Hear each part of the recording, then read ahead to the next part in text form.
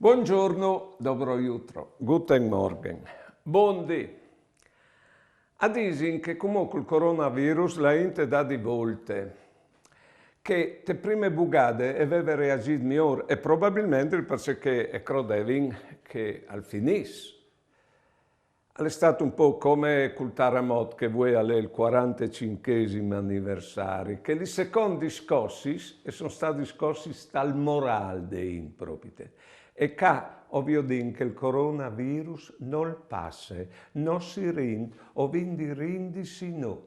E quindi che la fate di des raisons per arrivare a vivere anche questo tempo. E dai un perché.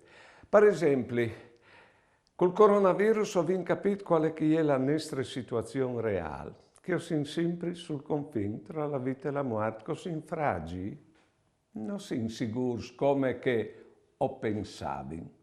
E alle bien sapere che robe lì, perché ho l'inviare la verità. Dopo col coronavirus ho capito che la scienza non è onnipotente e lascia granchi ways da di sé. E noi quindi implaio con la fiducia e provvidenza che era là de fur di mode. Non resta di rimpinarsi anche lì.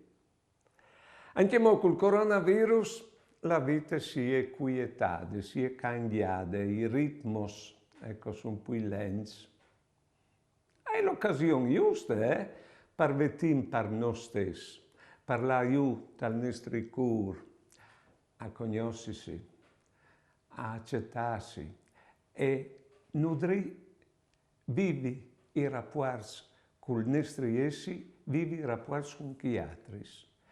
Forse dopo di diventare più umani, proprio con queste esperienze che noi è per noi e nene. Buone giornate e buone vite.